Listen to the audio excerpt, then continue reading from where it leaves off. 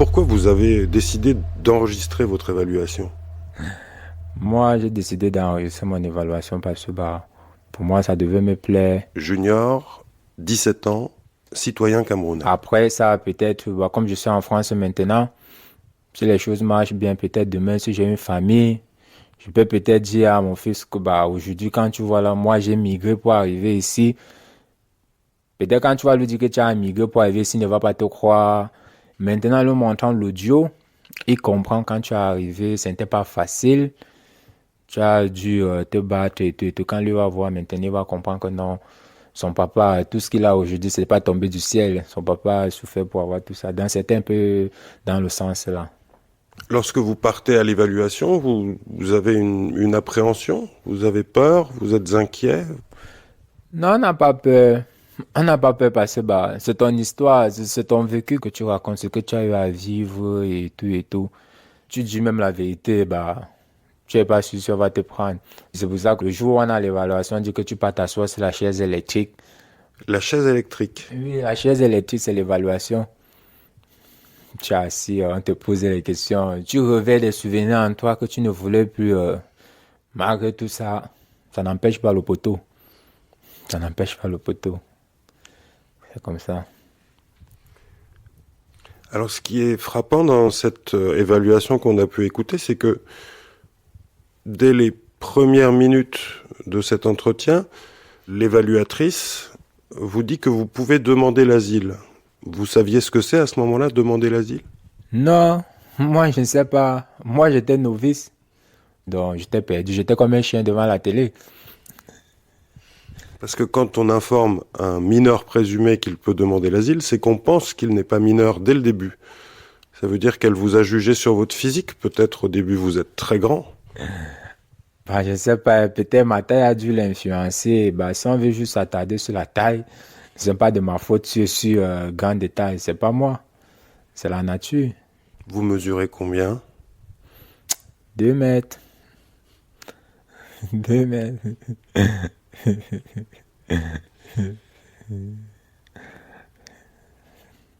Mais j'ai grandi depuis ce temps, hein. Mais quand je suis arrivé, n'avais pas, j'ai grandi encore, hein. Parce que ça fait déjà 8 mois, 8 ou 9 mois aujourd'hui. Après l'évaluation, j'ai grandi et j'ai encore beaucoup changé. Qu'est-ce qu'elle vous demande pendant cet entretien? Elle me demande mon parcours, qu'est-ce qui a fait quitter mon pays. Elle me demande de dire ce qui se passe dans mon pays, ce qui a eu lieu. Donc elle me demande des choses comme ça pour voir si ce que je dis c'est la vérité. Malheureusement, j'ai tout donné, j'ai tout dit et c'était exact. Parce que quand tu as vécu quelque chose, tu ne peux pas tâtonner. Et ce que vous nous avez dit de votre rapport d'évaluation, c'est que un des motifs de refus de votre reconnaissance de minorité, c'est qu'il n'y a pas de concordance entre les dates. Ben oui, c'est ce qu'elle me dit. Si je me présente déjà, je te dis, je ne connais pas mes parents, je ne connais rien. Je ne suis pas un sorcier. Pour imaginer l'âge approximatif de mes parents, je ne suis pas un sorcier. J'ai dit ce que je connaissais. Je ne pouvais pas inventer quelque chose que je ne connais pas. Qu'est-ce que vous ressentez pendant cet entretien? Beaucoup de choses. En fait, j'étais obligé de réveiller tous ces souvenirs. Et après, je me suis senti mal, au moins pendant 1 mois. Parce que ça pèse, ça fait mal. Et ce sont des choses qu'on garde à nous. Mais quand quelqu'un te fait sortir ça, tu dis à la personne, après, on se sent mal. On se sent mal. Qu'est-ce que vous vous dites lorsque vous apprenez que vous avez touché le poteau, c'est-à-dire que vous n'avez pas marqué le but pour la reconnaissance de minorité? Mais c'est injuste. C'est injuste. Sur mon parcours migratoire, j'ai tellement pleuré. Pleurer où c'était même plus bon. J'ai décidé de ne pas pleurer. J'ai décidé de lever la tête ou de ne pas pleurer. Mais c'était plus fort que moi. Avant de voir, les larmes coulaient, ça coulait, ça coulait, ça coulait. Et c'est trop fort à expliquer. C'est trop fort à expliquer. Mais ce que je peux dire, j'ai beaucoup eu mal. Ça m'a trop bouleversé. Rapport d'évaluation de Junior.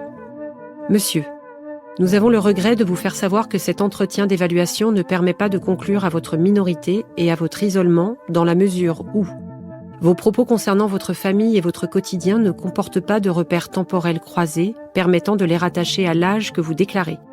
Vous ignorez notamment l'âge des membres de votre famille, même de manière approximative. Le fort degré d'autonomie et de maturité dont vous avez fait preuve en prenant seul la décision de mettre fin à votre prise en charge en Italie et en effectuant seul, sans adulte, la suite de votre parcours migratoire n'est pas compatible avec l'âge que vous déclarez. Le récit de votre parcours migratoire manque de clarté quant à vos motivations de départ. En effet, vous expliquez avoir dû fuir votre pays car votre père voulait vous initier à la magie noire. Vous ne donnez pas d'éléments qui permettraient d'attester de la prise en compte de votre minorité par les autorités locales italiennes. Vous déclarez par ailleurs ne pas avoir été reconnu mineur et être resté dans un logement pour majeurs. Vous ne présentez aucun document d'identité à l'appui de vos déclarations.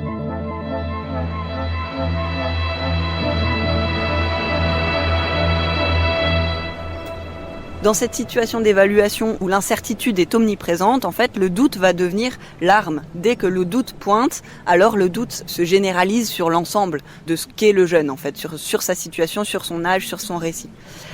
On observe que des jeunes vont essayer d'improviser face à ce dispositif, de répondre aux attentes supposées des évaluateurs, et parfois ils font des fausses notes. Sauf qu'à la moindre fausse note, le doute apparaît, et donc, comme je le disais, le doute se généralise sur l'ensemble du récit.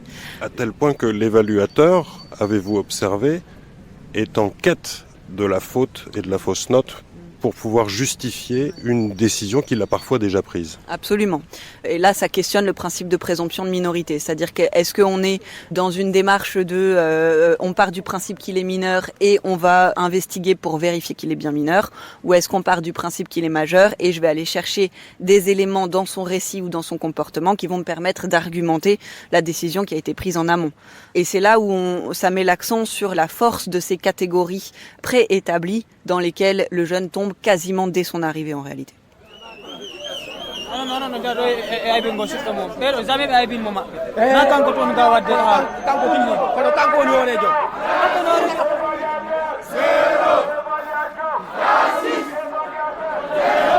Qu'est-ce qui se passe ?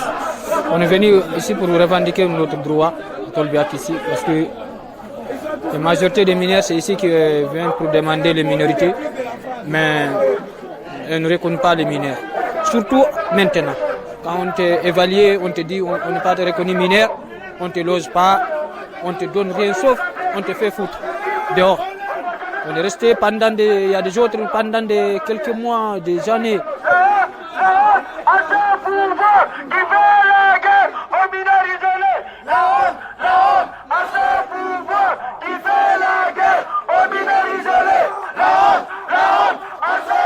Manifestation du collectif des jeunes de Belleville devant l'accueil des mineurs non accompagnés de France Terre d'Asile à Paris.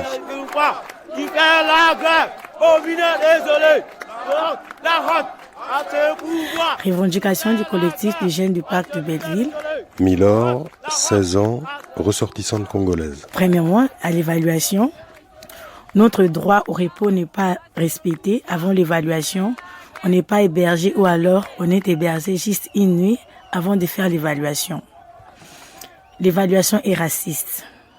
Les questions sont mauvaises. L'évaluateur nous demande des choses qui sont différentes de notre culture. Par exemple, chez nous, on ne connaît pas l'âge de nos parents et on est refusé à cause de ça. Aussi, on nous demande des choses pour nous piéger. Imagine ça, c'est ce que moi, on m'a dit dans mon recours, mais aussi des jeunes qu'on les a dit la même chose. Ouais. Et puis, il y a des choses qu'on n'a pas dites, mais l'évaluateur écrit ça sur notre rapport d'évaluation. Aussi, les traducteurs font mal le travail. Ils écrivent des choses qu'on ne dit pas. Quand on nous refuse, ils disent que c'est quand on rencontre la même chose et que les autres alors, c'est juste qu'on a presque fait le même voyage pour venir ici. Aussi, nous refusent car on parle comme des majeurs et qu'on ne le regarde pas dans les yeux. Mais dans notre culture, c'est comme ça. Dans votre culture, on ne regarde pas les adultes dans les yeux. Exactement ça. Je prends juste mes clés parce que...